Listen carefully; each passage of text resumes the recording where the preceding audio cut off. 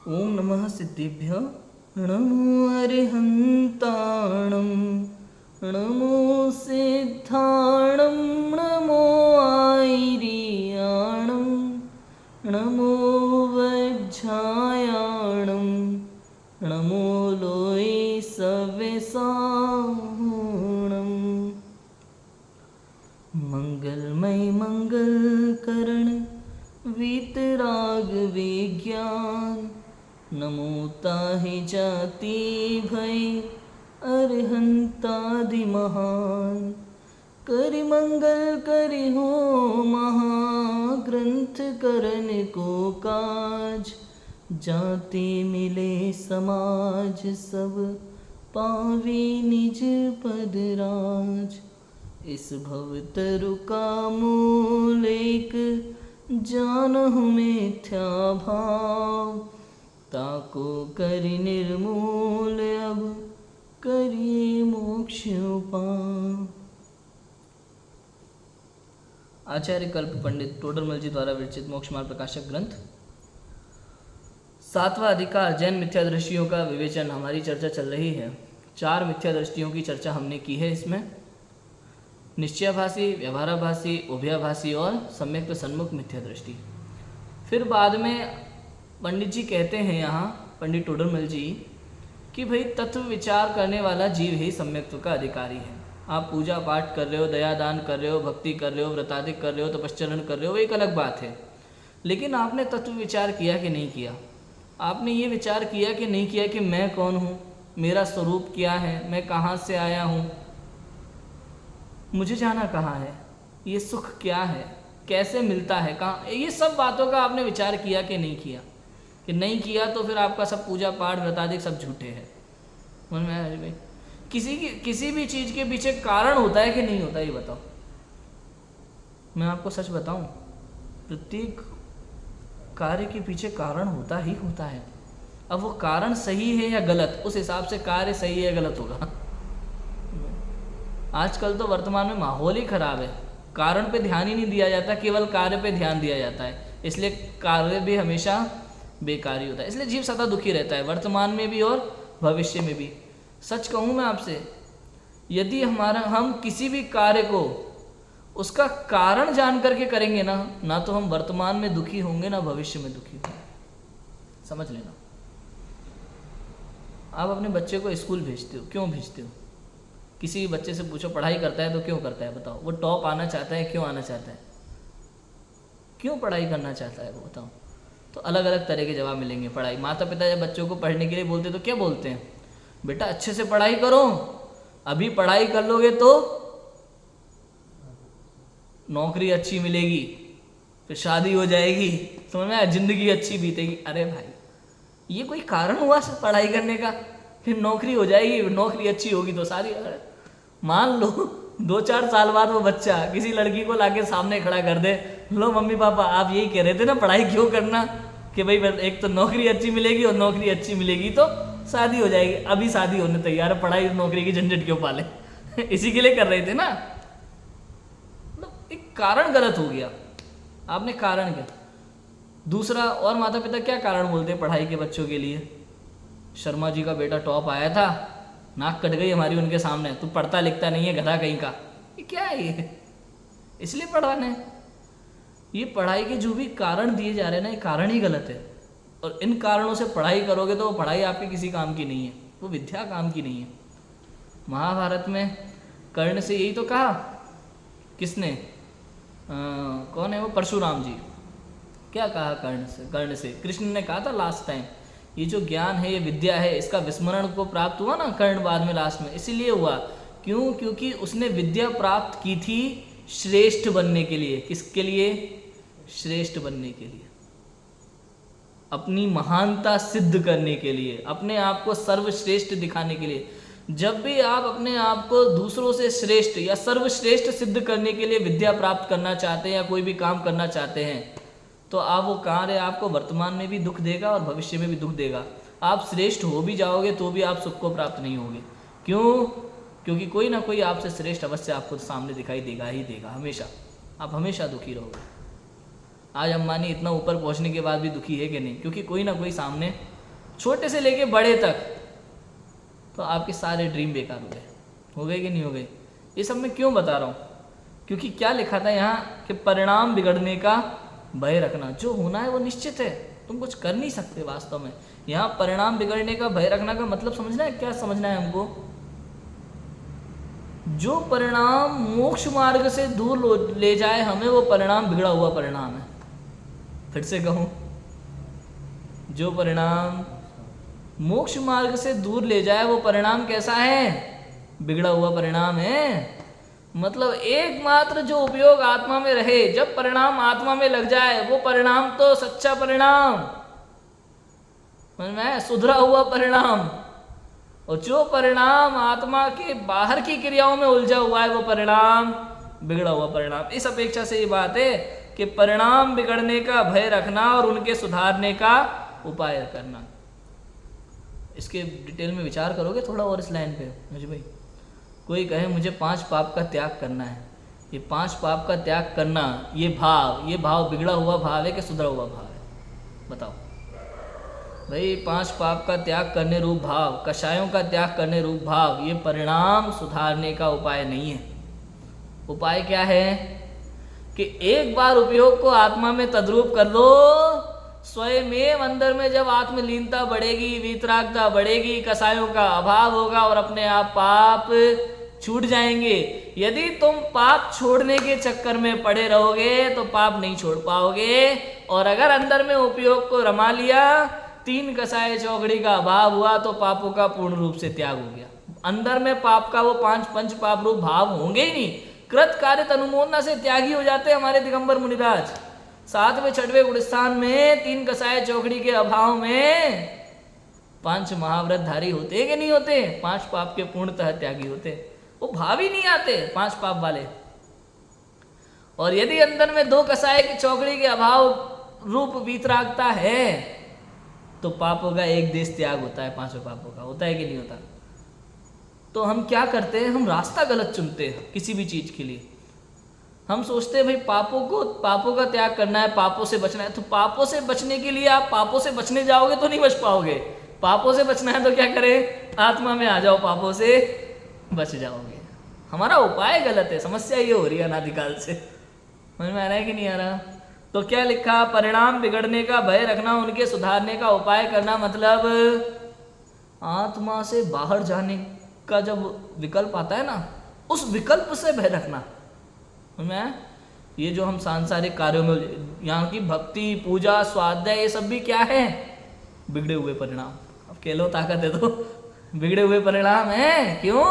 क्योंकि इसमें हम अटके हुए हैं, हम इस आत्मा के बाहर हैं, हम अपने उपयोग से बाहर, हम अपने स्वभाव से बाहर हैं। और जब तक हम अपने स्वभाव से बाहर हैं, चाहे हम कुछ भी कर रहे हो बाहर में, वो सारे परिणाम बिगड़े हुए परिणाम है।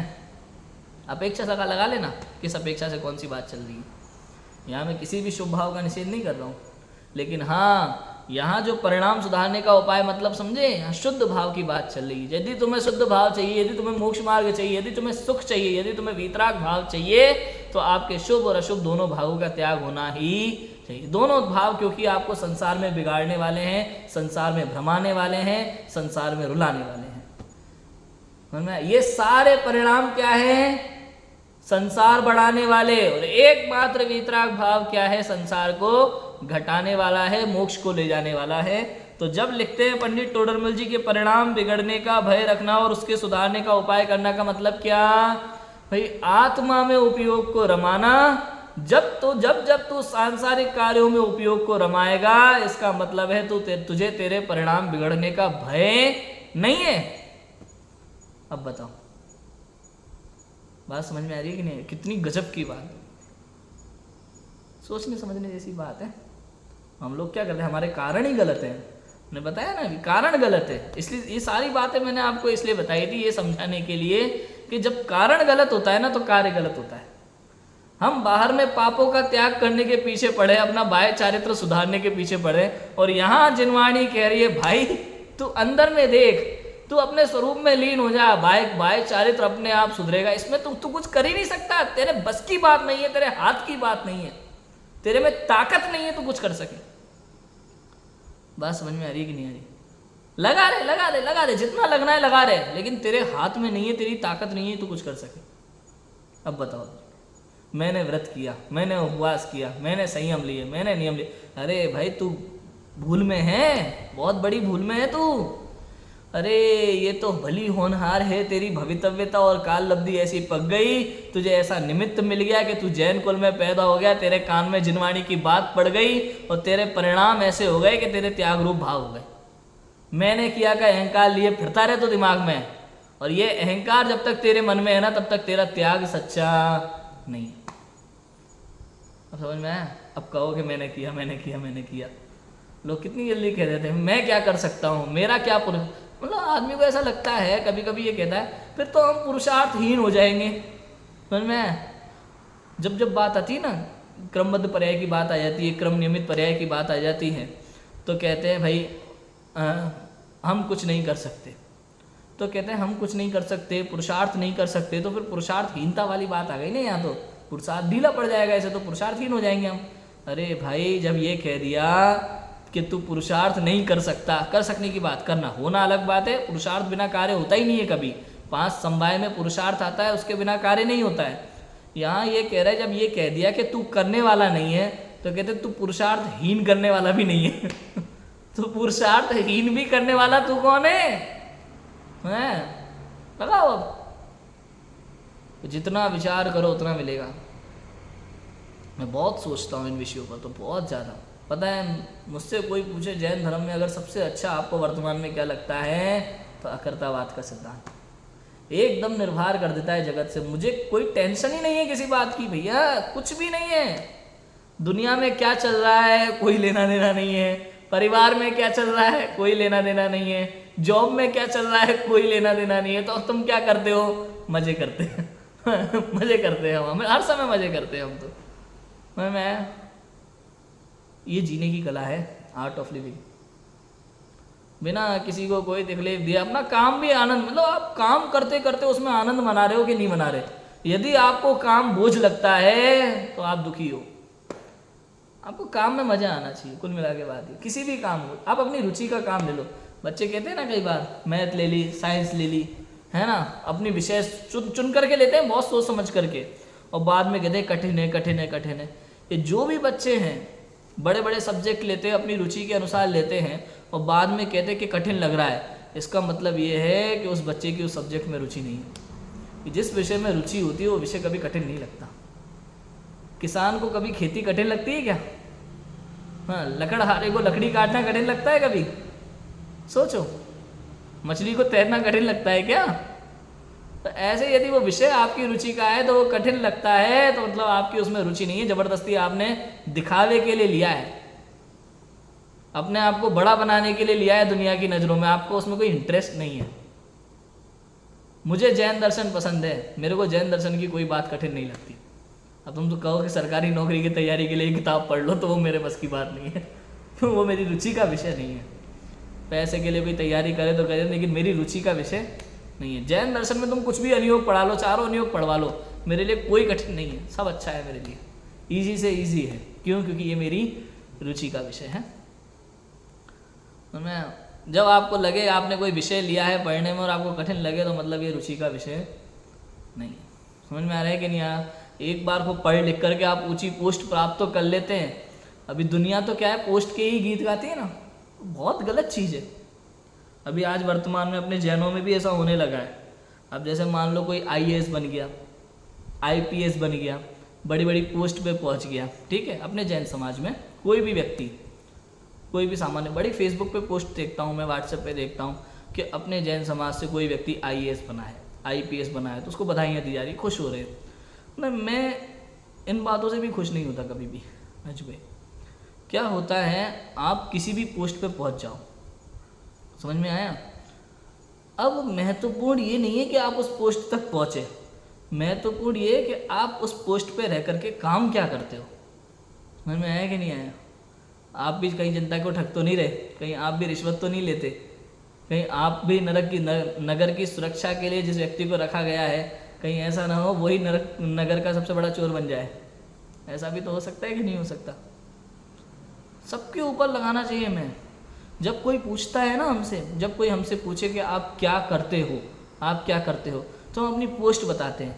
भाई मैं शिक्षक हूँ, मैं IAS हूँ, मैं IPS हूँ, मैं रजिस्ट्रार हूँ, समझ में, ऐसे पोस्ट बताते हैं। आप क्या करते हो का मतलब ये नहीं पूछा जा रहा कि आपकी पोस्ट क्या है, आप IAS हो क्या, आप IPS हो। आप क्या करते हो से मतलब है आप अपनी पोस्ट पे रहकर ईमानदारी से आपने आज तक क्या क्या काम किया, आप कैसे कैसे काम करते हो, आपका काम करने का तरीका क्या है, समझ में आया। ये है, लोग पोस्ट देख के ही खुश होते हैं खाली, पोस्ट नहीं, आप उस पोस्ट पे, आप शिक्षक हो तो आपका पढ़ाने का तरीका क्या हुआ, आपके अंदर ऐसा स्पेशल क्या है, आप बच्चों को क्या सिखा सकते हैं स्पेशल, आपका तरीका क्या है पढ़ाने का। यदि आप IPS है तो नगर की सुरक्षा आपके हाथ में है, आप उसके लिए क्या क्या कदम लेते हैं, कोई परेशानी आती है तो आपने अब तक नगर के लिए क्या किया है। बोले कोई, ऐसा मत बोलो कि मैं IPS हूँ, ये बोलो कि मैंने IPS रहते हुए अब तक क्या क्या किया, तब पता चलेगा कि आप क्या करते हो। कोई पूछे आप क्या करते हो, और अगर आप IAS हो तो ये बताओ कि मैंने IAS पद पे रह करके अब तक क्या क्या अच्छे काम किए समाज के लिए, ये मत बताओ। तो मैं क्या कहना चाह रहा हूँ, कारण, जब तक कारण, ये सारी बातें बता करके मैं एक ही चीज कहना चाहता हूं कि अगर कारण गलत है ना तो कार्य भी गलत होगा। इसलिए हम हमेशा ये सोचते हैं पाप कम करें, कषाय कम करें। भाई पाप कम करने और कषाय कम करने के पीछे भागोगे तो ये बढ़ता जाएगा, संसार मार्ग बढ़ता जाएगा आपका। अगर पाप कम करने हैं, कषाय कम करने हैं तो क्या करना, आत्मा में बैठ जाओ, अंदर में वीतरागता बढ़ेगी, कषाय और पाप अपने आप कम होते चले जाएंगे। ये उपाय है। समझ आया। जिंदगी में कारण गलत हो तो कार्य भी गलत ही होता है। ठीक है, हमने पढ़ा था, क्या पढ़ा था कि परिणामों की विचित्रता। कोई जीव तो 11वें गुण स्थान तक जाकर के वहां से गिरता है, पहले में भी आ जाता है, और अगर उसका अर्ध पुद्गल परावर्तन काल है तो उतना पूरा करके फिर मोक्ष जाएगा। कोई जीव ऐसा है जो नित्य निगोद से निकल के आया और सीधा मनुष्य पर्याय में जन्म लेकर के और सम्यक दर्शन करके केवल ज्ञान करके सीधा मोक्ष चला जाता है। अब बताओ, तो परिणामों की विचित्रता है, उस जीव की कैसे क्या परिणाम होते खुद उनको नहीं पता होता। बताओ, मुझे बता सकते हो आप कि उन्होंने ऐसे परिणाम किए थे बुद्धिपूर्वक? बताओ। नित्य निगोदिया एक इंद्रिय जीव अनादिकाल से वहां है, अब तक बाहर नहीं निकला, उसको तो मालूम ही नहीं मनुष्य गति क्या होती है। ऐसा जीव उसने कैसे परिणाम किए होंगे कि वो मनुष्य गति में आया? बताओ। उसमें तो सही गलत की समझ भी नहीं है कि व्रत उपवास किए होंगे, कि 16 कारण भावनाएं भाई होंगी, क्या किया होगा उसने निगोद में रह करके? कुछ नहीं, अपने आप सहज रूप से मंद कसाय के परिणाम हुए, उसका काल लब्धि भवितव्यता आई, वो निकल करके बाहर आ गया, उसका नंबर आ गया तो बाहर आ गया, बस इतना है और कुछ नहीं।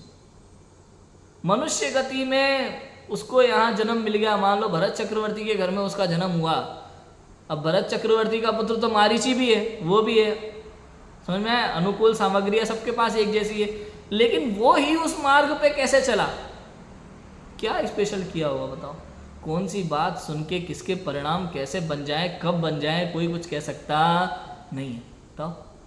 मारीची के बगल में जो लोग बैठे हुए थे ना समव शरण में, कोई नहीं कह सकता था कि अब भी 2 मिनट बाद ये क्या करेगा। अभी सब एक जैसे हैं, उसके मन में कोई भाव नहीं था, कोई मतलब नहीं था मारीचिका के विरोध करके जाएगा, 363 मत चलाएगा। अचानक प्रश्न उठा, और अचानक जवाब आया, सब कुछ अचानक सडनली हुआ, कोई प्लानिंग नहीं थी कि ऐसा होगा। हालांकि अनंत सिद्ध उसके पहले कि वो सारा खेल देख रहे थे, उनके ज्ञान में सब झलक रहा था। लेकिन आप विचार करो कि उसी समव शरण में बैठे हुए इतने सारे लोग, भरत चक्रवर्ती बैठे हुए हैं, किसी को ऐसा नहीं लगा होगा कि अभी 2 मिनट बाद उठ करके अपने दादा तीर्थंकर आदिनाथ भगवान का विरोध करके भग जाएगा, 363 मिथ्या मत चलाएगा, नरकों में भ्रमण करेगा, 24वां तीर्थंकर बनेगा। कैसे कैसे व्यवस्था बनती है आप सोचो। और हम लगे हैं सुधारने में, दुनिया सुधारने में लगे हैं हम लोग। हैं, ये करना चाहिए, ये करना चाहिए, अभी ये करो, अभी वो करो, ये करो, वो करो, ये करने के लिए ये करना पड़ेगा, ये करने के लिए ये करना पड़ेगा, पूरी प्लानिंग करनी पड़ेगी। भैया कहाँ परेशान हो रहे हो? एक ही काम है मेरा, मात्र जानना जानना जानना और जानना, इसके अलावा मैं कुछ कर सकता नहीं। बताओ, अच्छी चीज जानना कि बुरी चीज जानना? भैया जानने में अच्छे बुरे वाला स्वभाव नहीं है, जानने का नाम तो बस जानना है। दर्पणवत है ज्ञान तो हमारा। जैसे दर्पण में काला आदमी आ जाए तो, बुरा आदमी आ जाए तो दर्पण को कोई दिक्कत नहीं है, उसे कोई जरा सा फर्क नहीं पड़ता रत्ती भर। ऐसे ही ज्ञान होना चाहिए निर्मल एकदम। अच्छे से अच्छा आदमी निकल जाए, बुरे से बुरा आदमी निकल जाए, अच्छे से अच्छी घटना घट जाए, बुरी से बुरी घटना घट जाए, ये ज्ञान को फर्क नहीं पड़ना चाहिए। जब तक फर्क पड़ रहा है तब तक समझना तुम दुखी हो, संसारी हो, और जब फर्क पड़ना बंद हो जाए तो तुम अनंत सुखी हो जाओगे। अब बताओ, जब तक आपको बाहर की घटनाओं को देख करके अंदर में राग द्वेष के भाव उत्पन्न होते हैं, तब तक आप महादुखी हो, परेशान हो जिंदगी से, अपनी से। समझ में आया? और जिस समय आपके ये भाव बंद हो जाएं, कौन से भाव? राग द्वेष के भाव बंद हो जाए, हो रहा है वो हो रहा है भैया। प्रकृति में किसी के साथ अन्याय नहीं होता। अगर इसके साथ कुछ गलत हो रहा है, इसने पूर्व में जरूर कुछ ना कुछ कर्म किया होगा, भुगत रहा है अपने आप। समझ लेना, निर्णय करना उसी समय, ज़्यादा परेशान मत होना। मैं ये नहीं कह रहा भूमिका अनुसार आप मदद मत करो, किसी की करुणा दया के भाव नहीं आएंगे, ये लाए नहीं जाते। जो हम ये कहते हैं ना भाई भाव आए, अरे आए बिना नहीं रहेंगे, तो रोक ही नहीं सकता। समझ में आया? पंडित जी आपकी बात सुन के आज के बाद क्या है ना, कोई किसी को मारेगा ना, मैं किसी की मदद नहीं करूँगा, आप देख लेना भाई। बात को समझने का प्रयास करो, यहाँ किस अपेक्षा से बातें हो रही है। समझ में आया?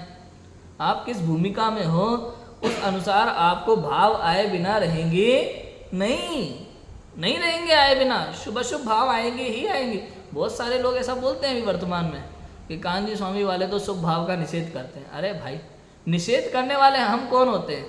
मोक्ष मार्ग में शुभ भाव तुम्हारे लिए घातक है, बाधक है, ये तो जिनवाणी कहती है, हम नहीं कहते, ना कान्जी स्वामी कहते। कान्जी स्वामी कौन है? कान्जी स्वामी नहीं कहते, ये कौन कहता है?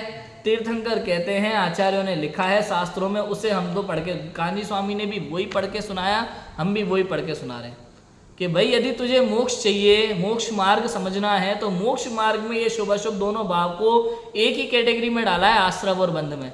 और अगर तुझे विश्वास नहीं है तो तत्वार सूत्र का चौथा सूत्र, जीवाजीव आश्रव बंध संवर निर्जरा मोक्षास तत्वम, उसको पढ़ ले, उसकी टीकाएं पढ़ ले, चाहे श्वेतांबर ग्रंथों से पढ़ ले, चाहे दिगंबर ग्रंथों से पढ़ ले, कहीं से भी पढ़ ले।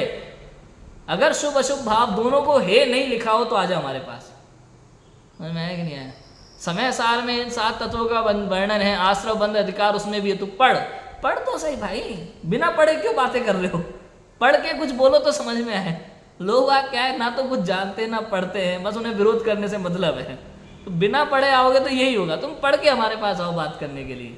शास्त्र खोल के तो देखो एक बार, तभी तो समझ में आएगा कि जिनवाणी क्या कह रही है और कान्जी स्वामी ने क्या कहा। ऐसे ही आ जाते हैं विरोध करने के लिए। तो हम क्या कह रहे हैं?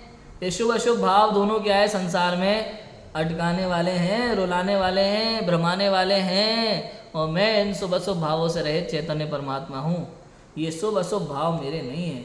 शुद्ध भाव हमारे लिए मोक्ष मार्ग में साधक है और शुभ अशुभ भाव मोक्ष मार्ग में बाधक है। क्लियर हो रहा है कि नहीं हो रहा विषय? समझ में आया? इसलिए लिखा है कि ऐसा जानकर अपने परिणाम बिगड़ने का भय रखना और उनके सुधारने का उपाय।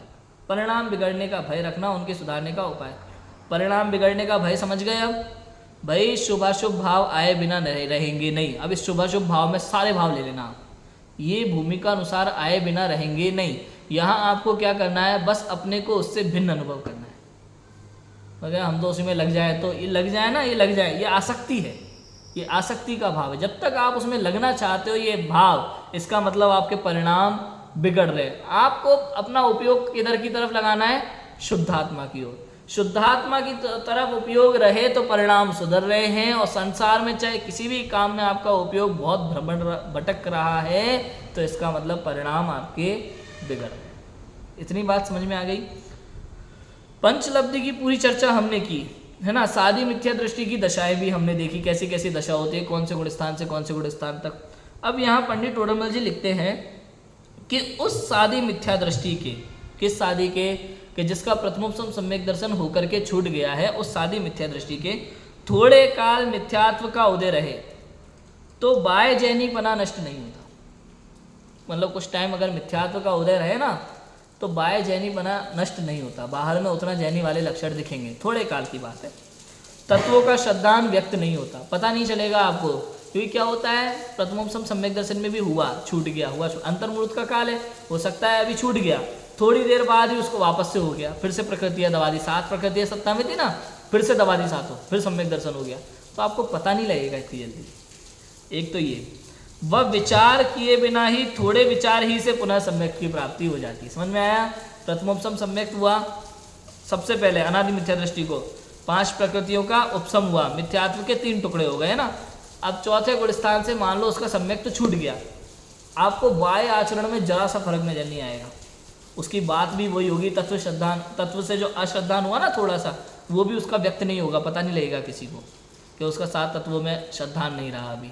अब इतनी देर में तो पता चला दोबारा सम्यक दर्शन हो गया, फिर वो 7 प्रकृतियों का उपसम करके फिर उसने सम्यक दर्शन कर लिया, ऐसा हो सकता है। ठीक है, एक ही बहुत काल तक मिथ्यात्व का उदय रहे तो जैसी अनादि मिथ्या दृष्टि की दशा होती है वैसी इसकी भी हो जाती है। ये बात थी थोड़े काल की, और अगर बहुत काल बीत जाए, मिथ्यात्व का उदय है, सम्यक दर्शन दोबारा इसने किया नहीं, दोबारा इसने तत्व विचार किया ही नहीं, सांसारिक कार्यों में अटक गया, तो इसकी दशा बिल्कुल अनादि मिथ्या दृष्टि जैसी लगेगी, उसका अतत्व श्रद्धान भी प्रकट हो जाएगा और उसका बाह्य जैन्यपना भी नष्ट हो जाएगा। ऐसा आपको दिखाई देने लगेगा प्रत्यक्ष में, जिसका बहुत काल बीत चुका हो।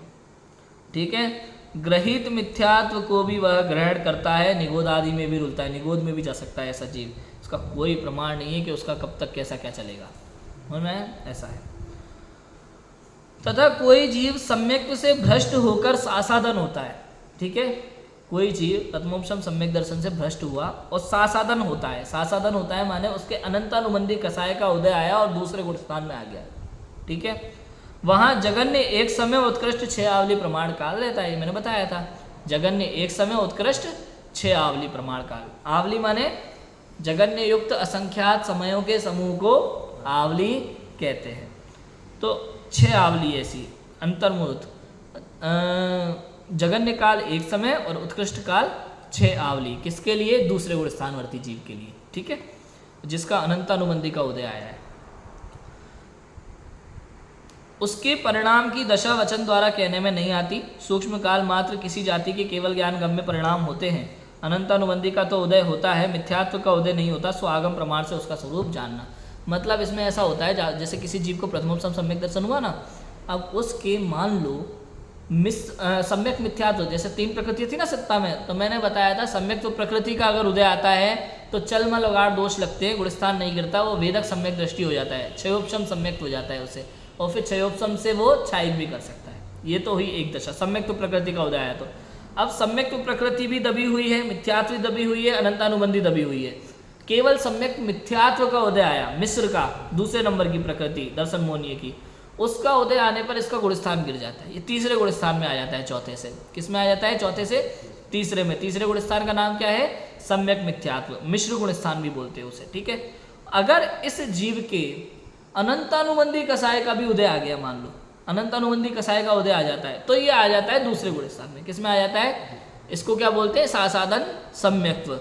मतलब इसको अभी सम्यक्त्व इसलिए लगाए पीछे क्योंकि अभी मिथ्यात्व का उदय नहीं है। जब तक मिथ्यात्व का उदय नहीं है तब तक उसको मिथ्यात्व कहेंगे नहीं, इसलिए सासाधन सम्यक्त्व लगाए, क्योंकि सम्यक्त्व को होकर के आया ना, अनंतानुबंधी का उसके उदय आया है, अभी पूरी तरह से मिथ्यात्व हुआ नहीं है, इसलिए उसको मिथ्यात्व नहीं कहा।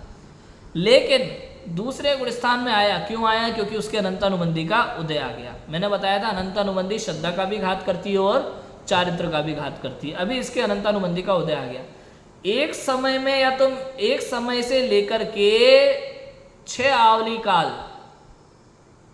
इतने में ही उसके मिथ्यात्व का उदय नियम से आएगा ही आएगा, और वो दूसरे से पहले गुणस्थान में आ जाए, ये जीव रहेगी, ये इसकी दशा होगी। ठीक है, अब इसके जो सूक्ष्म परिणाम कैसे होते होंगे वो तो सब केवल ज्ञान गम्य जीव है, विषय है ना।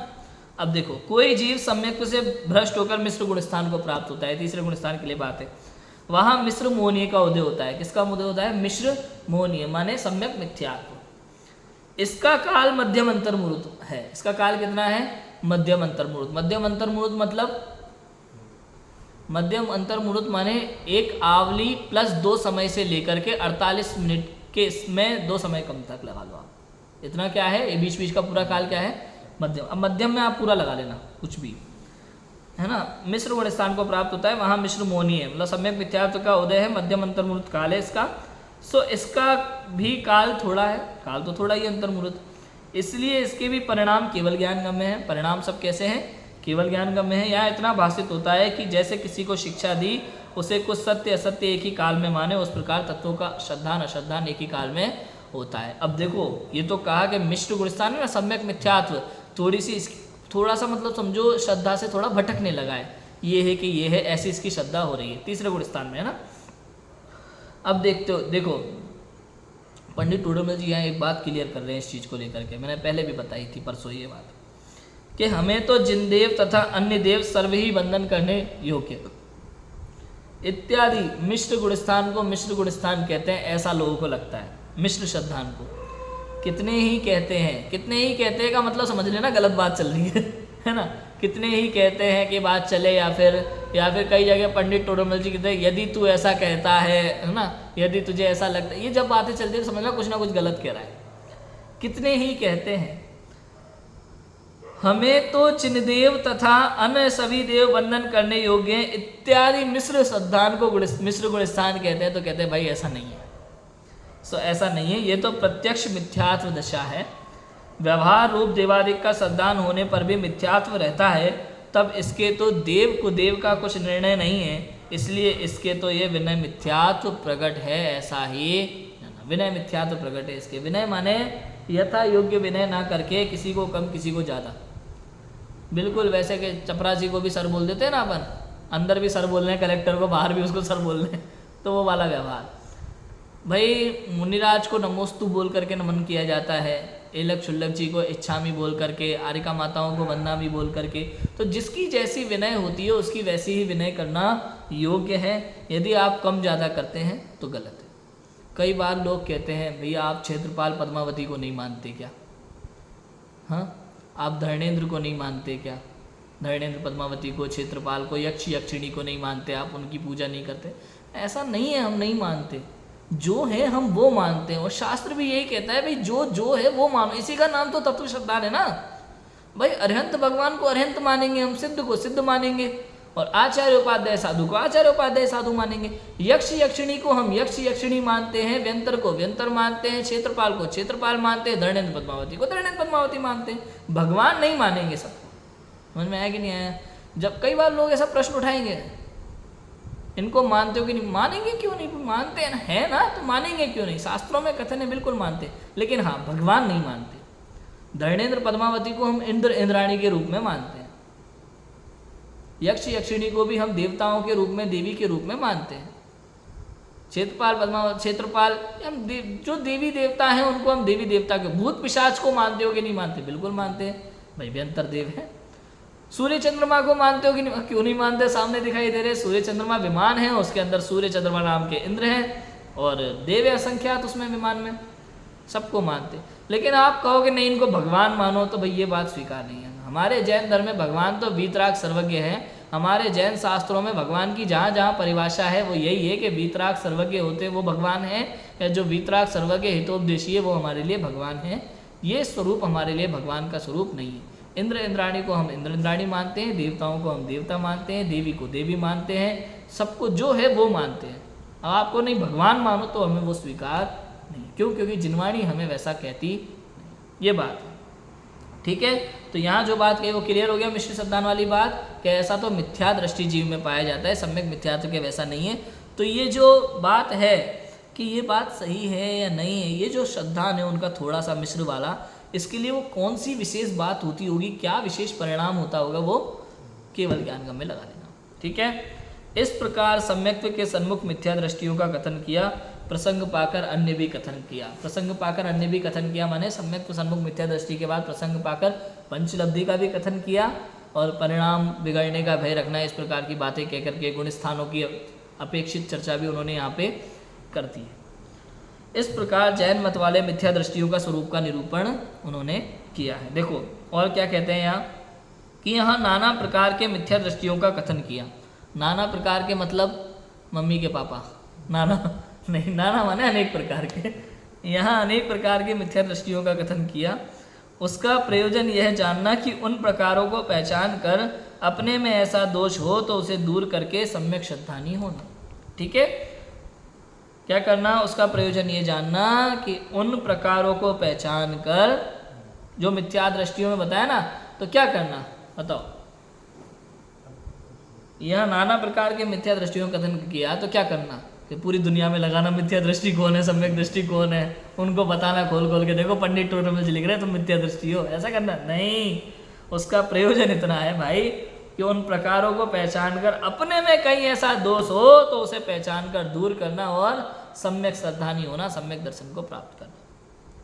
औरों के दोष देख देख कर कसाई नहीं होना। ओ हो, ये बात भी मंत्र जैसी बात है, मंदिरों में लगा देनी चाहिए, स्वाध्याय हॉल में चारों तरफ ऐसी बात है। पंडित टोडरमल जी ने क्या गजब की बात रखी है कि अपने परिणाम बिगड़ने का भय रखना और सुधारने का उपाय करना, इसका मीनिंग कितना शानदार हो गया देखो।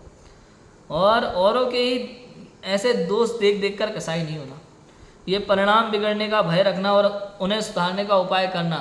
इस लाइन का जो अर्थ अपन ने आज किया ना राजू भाई, ये मैंने केवल अभी अभी जो मंदिर के दर्शन करके और स्वाध्याय हॉल तक आया इतनी दूर, इतने में मैंने इस विषय में विचार किया है इस लाइन पर, उसमें ये अर्थ निकला है इतने विचार में। और ये औरों के ही दोष देख देख कर कसाई नहीं होना, ये लाइन भी बड़ी गजब की, लिखने लायक लाइन है स्वाध्याय हॉल में ये लाइन है। तो ये सारी बातें जो पंडित टोडरमल जी कह रहे हैं 7वें अधिकार में मिथ्या दर्शन के विषय में, मिथ्या दृष्टि जीव के विषय में, तो कहना भाई अपने अंदर देखो, भाई मेरे अंदर भी तो ये दोष नहीं कि मैं भी तो ऐसा नहीं करता, दूसरा करता है वो जाने यार, उसकी काल लब्धि, उसकी भवितव्यता, उसका जीवन, उसका निर्णय, उसका पुण्य, उसका पाप, उसके भाव, उसकी गति, हमारा क्या। हमें अपने दोष देख करके उन्हें दूर करने का उपाय जैसे बने वैसे करना चाहिए, क्योंकि अपना भला बुरा तो अपने परिणामों से है। औरों को तो रुचिवान देखें तो कुछ उपदेश देकर उनका भी भला करें। अगर आपको आता है विषय तो उपदेश देकर भला करें। कहीं कोई गलत मार्ग में चल रहा है तो प्रेम से उसको नीचा मत दिखाना कभी भी। कई लोग क्या करते हैं रजवे, स्वाध्याय करने लगते हैं ना, अपने आप को थोड़ा ज्ञानी समझ लेते हैं, बहुत पढ़ लिया लिख लिया, और सामने वाला ग्रहित मिथ्या दृष्टि वाली क्रियाएं कर रहा है, तो ऐसे बनते हैं, अरे यार तुम यार ऐसे काम करते हो, अच्छी थोड़ा पढ़ लो, स्वाध्याय कर लो, कुछ समझ में आएगा। सामने वाला भी मन में गलत ही सोचता है। फिर प्रेम से सुनो, हमें ऐसा नहीं करना चाहिए, इससे ये पाप लगता है, पता है शास्त्र में लिखा है, ऐसा नहीं करना चाहिए। अच्छा ऐसा, इसकी बजाय अपन ऐसा कर सकते हैं तो और अच्छा रहेगा। इस तरह से आप उसको प्यार से समझा सकते हैं। किसी भी चीज़ के विषय में आप प्रेम से समझाओ, प्रेम से, और ना समझे तो क्या करें, छोड़ दो, उसकी भवितव्यता पे उसे छोड़ दो। देख देख के कसाई नहीं होना, रुचिवान देखो तो उपदेश दो। या परिवार में कोई हमारी बात नहीं सुनता तो भी भाई हमारा कर्तव्य है कहना समझाना। अपने परिवार में भी कोई हो ना, छोटे बच्चे हों, बात नहीं सुनते हो और कुधर्म के मार्ग पे, अधर्म के मार्ग पे चल रहे हो, है ना, गलत क्रियाएं कर रहे हो, उन्हें बड़े प्यार से समझाओ। जितना अच्छे से प्यार से एक उदाहरण दे करके समझा सकते हो तो उदाहरण देकर बड़ी मीठी भाषा में समझाने का विकल्प आपका पूरा हो गया, आपने समझा लिया। अब वो समझे तो उचित है, ना समझे तो उसे उसके हाल पे छोड़ देना चाहिए, वो अपने आप समझदार हो जाएगा। 8 वर्ष की उम्र के बाद प्रत्येक बालक अपना निर्णय स्वयं लेने के योग्य हो जाता है। आप उसे प्यार से समझाइए, यदि वो कुछ गलत कर रहा है तो, अगर वो मानता है तो ठीक, नहीं मानता है तो ठीक, आप फिर दुखी मत होना। आपने क्योंकि समझाने रूप अपना काम कर लिया है, बाकी की उसकी सारी चीज़ उसकी योग्यता पर, भवितव्यता पर छोड़ देना चाहिए। ऐसा ही हमें करना चाहिए वास्तव में, ठीक है। इसलिए अपने परिणाम सुधारने का उपाय करना योग्य है। सर्व प्रकार के मिथ्यात्व भाव छोड़कर सम्यक दृष्टि होना योग्य है, क्योंकि संसार का मूल मिथ्यात्व है, मिथ्यात्व के समान अन्य पाप। देखो, सर्व प्रकार के मिथ्यात्व भाव छोड़कर सम्यक दृष्टि होना योग्य है। पहली लाइन पंडित जी ने यहाँ भी लिखी थी, ऐसा जानकर परिणाम बिगड़ने का भय रखना और सुधारने का उपाय करना। फिर से लिखी दोबारा ये लाइन, इसलिए अपने परिणाम सुधारने का उपाय करना योग्य है। पहले आप देख लो, पूरा विषय पढ़ लो, समझ लो, अगर हम में कोई कमी है तो उसको सुधारने का उपाय करो। सर्व प्रकार के मिथ्यात्व भाव छोड़कर सम्यक दृष्टि होना योग्य है। बताओ कौन कौन सा मिथ्यात्व छोड़े, कौन कौन सा नहीं छोड़े, बताओ भाई। मिथ्यात्व का अंश मात्र भी बुरा है, ऐसा लिखा है पीछे, क्या लाइन थी वो, मिथ्यात्व बैरी का अंश मात्र भी बुरा है। जैसे जहर की एक बूंद भी बुरी है, भाई खीर में जहर डालना है ना, ज्यादा नहीं, एक बूंद डाला है खाली, भाई एक बूंद भी बुरा है। ऐसे मिथ्यात्व बैरी का तो अंश मात्र भी बुरा है। सर्व प्रकार के मिथ्यात्व भाव छोड़कर, क्यों क्यों मंगलाचरण में क्या लिखा था 7वें अधिकार में पंडित टोडरमल जी ने शुरू में, इस भव तरु का मूल एक जानो मिथ्या भाव, ताको कर निर्मूल अब करी मोक्ष पाओ। यदि तुझे मोक्ष पाना है, यदि तुझे सुखी होना है, तो तू अपने पहले संसार में भटकने का कारण दे। क्या कारण है कि इस भवतरु का मूल एक, इस संसार रूपी वृक्ष की जो जड़ है ना, केवल और केवल मिथ्या भाव है। इसलिए इसको क्या करें, डाली काट दें, पत्ते काट दें, तो क्या करें, जड़ से उखाड़ दो भाई। अगर आपने डाली पत्ते काटे दोबारा आ जाएंगे और मैं तो क्या करना, जड़ से इस भवतरु का मूल एक जानो मिथ्या भाव, ताको करी निर्मूल अब। तो क्या लिखा, सर्व प्रकार के मिथ्यात्व, इसका मतलब ताको करी निर्मूल। सर्व प्रकार के मिथ्यात्व को छोड़कर सम्यक दृष्टि होना योग्य है, क्योंकि संसार का मूल मिथ्यात्व है। मिथ्यात्व के समान अन्य पाप, मिथ्यात्व के समान अन्य दूसरा कोई पाप नहीं है। सर्व प्रकार के मिथ्यात्व में और थोड़ा समझे तो, मिथ्यात्व कितने प्रकार के होते हैं रजू भाई?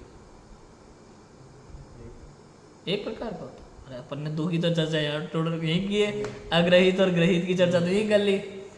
अग्रहित मिथ्यात्व और ग्रहित मिथ्यात्व, ठीक है। अग्रहित माने जो अनादि से चली आ रही, अरे अग्रहित का सीधा सीधा समझना शरीर के प्रति एकत्व बुद्धि, ये अग्रहित मिथ्यात्व है ना। प्राप्त पर्याय में तन्मयता, ये अग्रहित मिथ्यात्व है। और किसी ने कुछ कह दिया और हमने बिना सोचे विचारे मान लिया, इसका नाम क्या है, ग्रहित मिथ्यात्व है।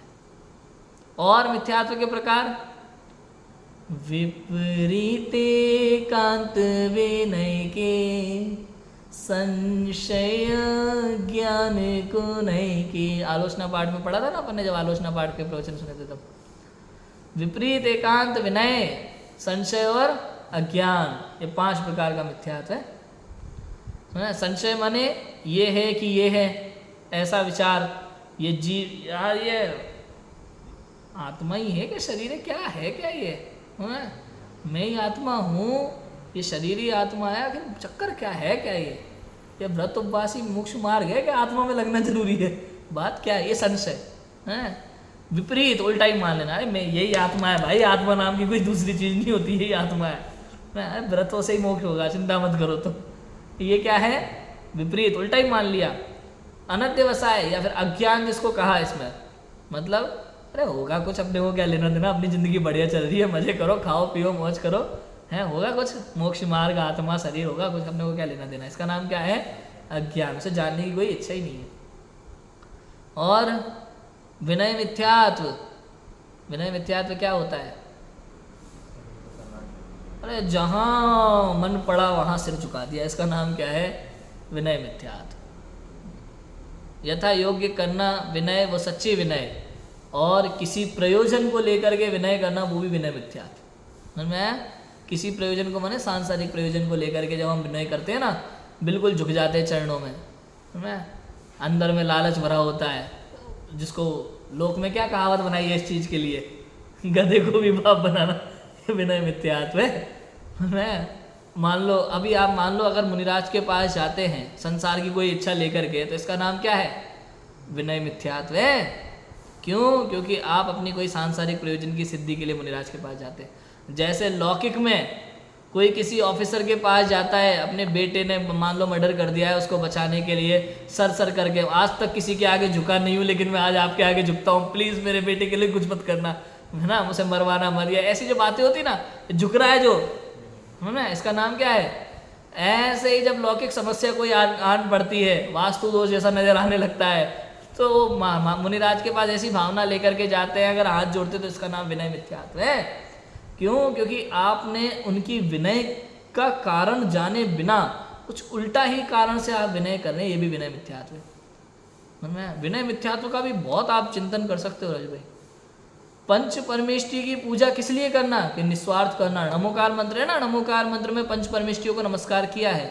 हमारे जैन धर्म में नमोकार मंत्र को महामंत्र क्यों कहते हैं, क्योंकि इसमें भगवान से कुछ मांगा नहीं गया, मात्र सच्ची श्रद्धा से निस्वार्थ भाव से नमस्कार किया गया। नमो अरिहंताणम, अरिहंत भगवान को नमस्कार। नमो सिद्धाणम, सिद्ध भगवान को नमस्कार। नमो आर्याणम, लोक के सब आचार्यों को नमस्कार। नमो वज्रायणम, लोक के सब उपाध्याय को नमस्कार। नमो लोय सविसावणम, लोक के सब साधुओं को नमस्कार। लोक के सब में लगेगा ये नमो लोय सविसावणम है ना, अंत्य दीपक है, सब में लगेगा नमो लोय अरिहंताणम, नमो लोय सब सिद्धाणम, ऐसा। तो कहने का मतलब यह है राजू भाई, नमोकार मंत्र को महामंत्र क्यों कहते हैं? क्योंकि इसमें भगवान से कुछ मांगा नहीं है, इसमें भिखारीपना नहीं झलकता हमारा। निस्वार्थ भाव से, सच्ची श्रद्धा से इसमें जिनेंद्र भगवान को, पंच परमेष्टि को नमस्कार किया गया है, इसलिए इसे महामंत्र कहते हैं। अब कोई पंच परमेष्टि की पूजा करे, भक्ति करे, उसके पीछे सांसारिक स्वार्थ है अगर उसका, कि मुझे ये प्राप्त हो जाए, मुझे मेरा रोग ठीक हो जाए, हाँ, घर का वास्तु ठीक हो जाए, हमारी नौकरी लग जाए, हमारी शादी हो जाए, ऐसी भावना लेकर के जाते थे, विनय मिथ्यात्व है। क्यों? क्योंकि पंच परमेष्टि की विनय जो आप कर रहे हो ना, ये आप अपने स्वार्थ के लिए कर रहे हो। जैसे ऑफिस में कोई रिश्वत दे करके अपने बच्चे को से गलत काम कर छुड़वाए, ऐसे ही चूंकि आपकी जो समस्या है वो आपके पूर्व पाप के उदय से है, वो पाप हो या पुण्य हो, एक बार बंध गया तो भोगना ही पड़ेगा आपको, वो कर्म के उदय हैं। और आप भगवान के पास आकर के उससे बचने का उपाय मांगते हो, तो ये विनय मिथ्यात्व है, भगवान का वर्णवाद है, अभिनय है, ऐसा है। समझ में आ रहा है कि नहीं आ रहा? इतनी बातें कौन समझे, कौन विचार करे जिनवाणी की बातों पे? इतना समय कहाँ है लोगों को कि बात विचार कर सके? पढ़ने का समय नहीं है जिनवाणी, तो जिनवाणी की बातों पे विचार करने का समय कहाँ से आएगा? और इसलिए यहाँ कह रहे भाई, सम्यक दर्शन का अधिकारी तो जिनवाणी पढ़ने वाला नहीं, जिनवाणी की बात पर विचार करने वाला है। आप स्वाध्याय करते हो कि? हाँ करते हैं, वो तो ठीक है। आप जिनवाणी की बात पर तत्व विचार करते हो कि नहीं करते? महत्वपूर्ण वो है। मैं पढ़ने से सुनने से काम नहीं चलेगा, आप विचार करते हो कि नहीं करते, वो महत्वपूर्ण है। क्लियर है? तो इसलिए कहा मिथ्यात्व के समान अन्य पाप नहीं है। सब प्रकार का मिथ्यात्व कैसा है? छोड़ने योग्य है। मैं एक मिथ्यात्व और उसके साथ अनंतानुबंधी का अभाव होने पर 41 प्रकृतियों का तो बंध ही मिट जाता है। कितनी प्रकृतियों का? 41 प्रकृतियों की बंध विच्युति होती है। इसमें फुटनोट में 41 प्रकृतियों के नाम दिए हैं। मिथ्यात्व संबंधी 16, अनंतानुबंधी संबंधी 25। देखो पढ़ लेते हैं थोड़ा सा। मिथ्यात्व माने तो मिथ्यात्व, ठीक है, उल्टी मान्यता, विपरीत मान्यता, जिसकी चर्चा हम कर रहे हैं, दर्शन मुनि की प्रकृति। हुंडक संस्थान, एक हुंडक संस्थान मतलब 6 संस्थान होते हैं ना, शरीर की आकृति के ऊपर होते हैं, नाम कर्म की प्रकृतियां हैं ये। तो हुंडक संस्थान का भी इसको बंद नहीं होता है सम्यक दर्शन के काल में। जो भी जीव सम्यक दर्शन है ना, उसके अगर वर्तमान में सम्यक दर्शन है, उसकी बात चल रही है। हुंडक संस्थान माने टेढ़ा मेढ़ा शरीर, ठीक है। और नपुंसक वेद में उत्पन्न नहीं होगा ये चीज, नरक गति में उत्पन्न नहीं होगा ये चीज। नरक गत्यानुपूर्वी, ये गत्यानुपूर्वी क्या होता है? जैसे एक भव से मरण होकर के जब जीव दूसरे भव में जाता है ना, मान लो मनुष्य गति से कोई नरक में जा रहा है, तो उसका जो विग्रह गति का काल है, यहाँ से शरीर छूटा और नरक का भी शरीर प्राप्त नहीं हुआ, तो ये 3 से 4 समय का जो काल है विग्रह गति का, उस गति की स्थिति को कहते हैं, क्या कहते हैं उसको? नरक गत्यानुपूर्वी। ये गत्यानुपूर्वी एक ऐसी प्रकृति है जो उसके शरीर की स्थिति, मतलब उस समय उसका शरीर वाला काम कर रहा है। विग्रह गति में कौन कौन से शरीर होते हैं पता है? तेजस और कारमाण। कौन कौन से शरीर होते हैं विग्रह गति में? तेजस और कारमाण, 2 शरीर होते हैं ना।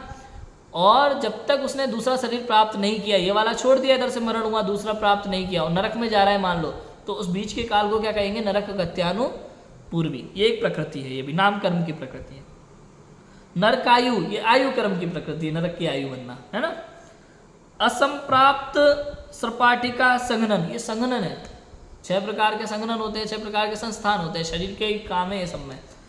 असंप्राप्त सपाटिका संघनन, ये क्वालिटी को लेकर के आपके शरीर की, मतलब टच किया और टूट जाए, इतना हल्का शरीर हो, है ना। मच्छर होते ना कई बार, तो अपन क्या करते हैं, मतलब जैसे मान लो खून चूस रहा है, जरा सी उंगली भी टच हो गई, कई बार मर जाता है वो।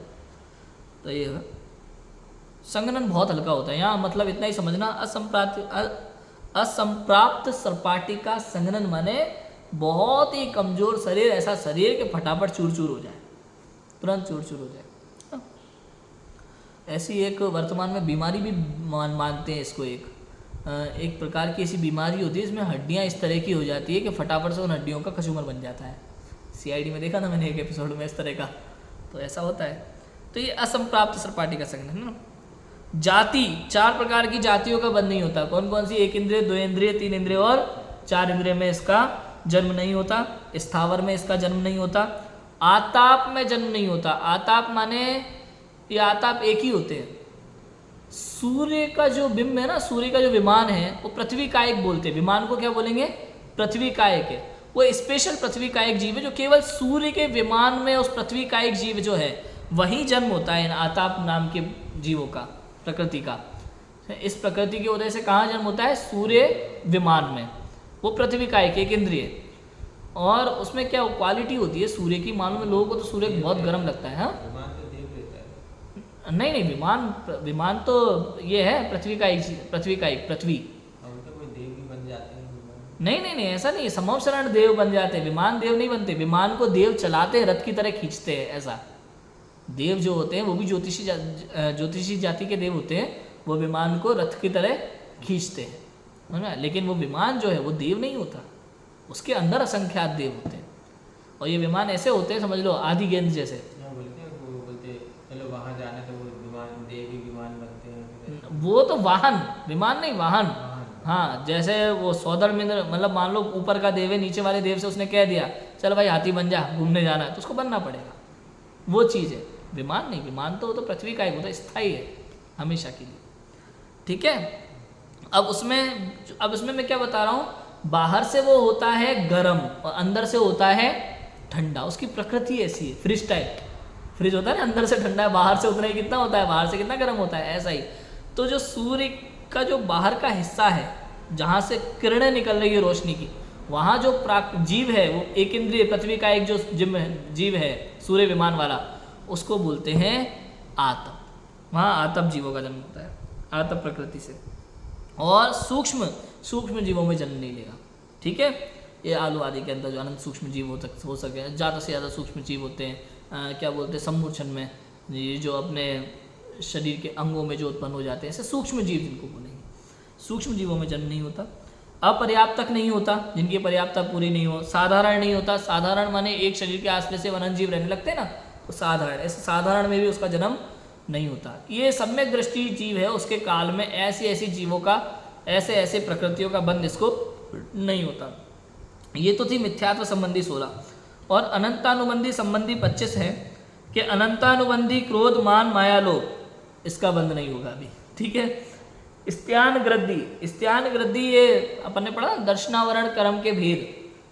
दर्शनावरण कर्म की 9 प्रकृतियां अपन ने पढ़ी थी ना, चक्षु, अचक्षु, अवधि, केवल, है ना। निद्रा, प्रचला, स्त्यान गृद्धि।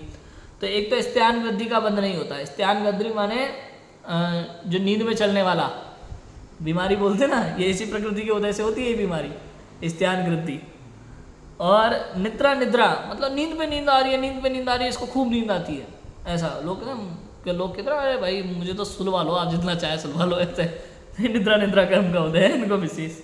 प्रचला माने जिसको नींद में बड़बड़ाने की आदत होती है, बोल रहे गा रहे नींद में ही, पता नहीं क्या क्या नींद में चल रहा होता है उनके, और मुंह से लाल टपक रही है सुबह, मतलब थोड़ा अजीब सी, वो प्रचला है। सम्यक दृष्टियों के जीव को ऐसा बंध नहीं होता कि उनके जीवन में आगे ऐसा हो। ठीक है। इस प्रकार की प्रकृतियों का बंध उनके नहीं होता है। दुर्भग माने जिसके पास खड़े होने की इच्छा ना हो, भाई ऐसे, ये दुर्भग है। ऐसे मतलब उसका जन्म ऐसा नहीं होगा, उसके इस प्रकार की कर्म प्रकृति का बंध नहीं होगा कि उस भाव में वो कोई उससे दूर भागे। ऐसा दुर्भाग, ऐसा दुर्भग। दुस्वर नाम कर्म की प्रकृति का भी बंध यहाँ नहीं होता है। अनादेय माने तेजहीन शरीर हो, ऐसा भी बंध इसके नहीं होता है। अप्रशस्त विहायो गति, पाप रूप गति में जाए, ऐसा बंध भी इसके नहीं। या फिर पाप रूप गति इसकी चली हो, इसको एक तरीके से समझ सकते हैं। विहायो माने टेढ़ा मेढ़ा चलना। कहते हैं ना, अरे इसके लक्षण साफ दिखाई नहीं देते, इसकी चाल बहुत टेढ़ी है।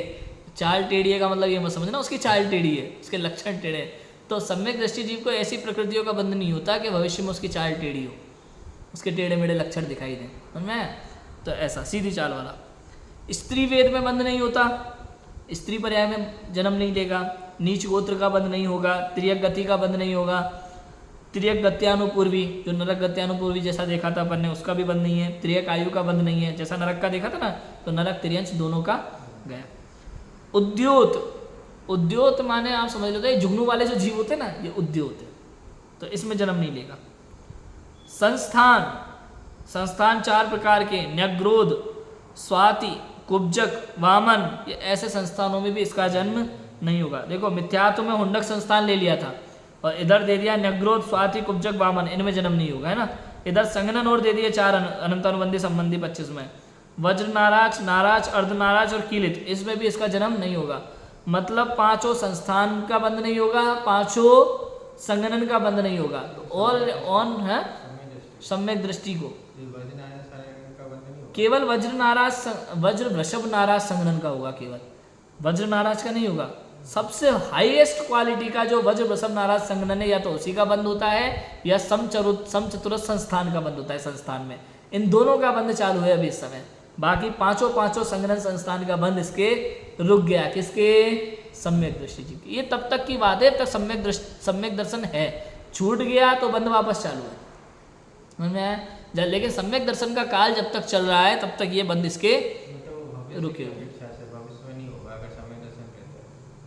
मतलब इन प्रकृतियों जैसे प्रति समय प्रकृतियों का बंद हो रहा है ना, प्रति समय प्रत्येक कर्म की अनेक प्रकृतियों का बंद प्रति समय हमें हो रहा है। आयु कर्म का एक ही बार होता है, बाकी सबका प्रति समय हो रहा है। लेकिन कह रहे हैं जिस समय सम्यक दर्शन का काम चल रहा है ना, काल चल रहा है सम्यक दर्शन का, उस समय ये वाली प्रकृतियों का बंध रुक जाता है इसको। मैं इतनी प्रकृतियों का बंध इसके नहीं। अब सम्यक दर्शन के काल में यदि इसके आयु बंध रही है तो नरक और त्रियंश की नहीं बंधेगी। सम्यक दर्शन अभी इस जीव के है और इसके यदि कोई बंद हो रहा है तो इतने इतने को छोड़ करके बाकी बंद इसके हो सकते हैं। ठीक है, अब यदि 4, 5वां गुणस्थानवर्ती है तो और भी प्रकृतियां आप लगा सकते हो जिनका बंद इसको नहीं हो सकता। मैं ऐसी कई प्रकृतियां, मान लो आहारक है तो आहारक का बंद नहीं होगा। क्यों?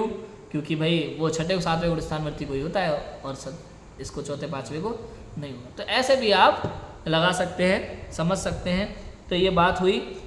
एक मिथ्यात्व और उसके साथ अनंतानुबंधी का अभाव होने पर 41 प्रकृतियों का तो बंध मिट जाता है, जिनकी चर्चा हमने की। स्थिति अंतः कोड़ाकोड़ी सागर रह जाती है, इसकी बात भी हमने कर ली। अनुभाग थोड़ा ही रह जाता है, फलदान देने की शक्ति है ना, पाप के फल की जो शक्ति होगी वो बहुत कम हो जाएगी और पुण्य का बहुत सारा जो है जल्दी उदय में आ जाएगा। इस तरह अनुभाग थोड़ा रह जाता है और शीघ्र ये जीव मोक्ष को प्राप्त होता है। संसार परिभ्रमण बहुत कम हो जाता है, शीघ्र ये जीव मोक्ष को प्राप्त होता है। तथा मिथ्यात्व का सद्भाव रहने पर अन्य अनेक उपाय करने पर भी मोक्ष मार्ग नहीं होता है। इसलिए जिस तिस उपाय से सर्व प्रकार मिथ्यात्व नाश करना।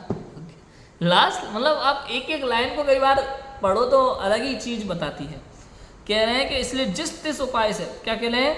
मिथ्यात्व का सद्भाव रहने पर अनेक उपाय करने पर भी मोक्ष मार्ग नहीं होता। समझे? बाहर में तुम्हें जो करना है करो, कह रहे हैं तुम जो करना है कर ले।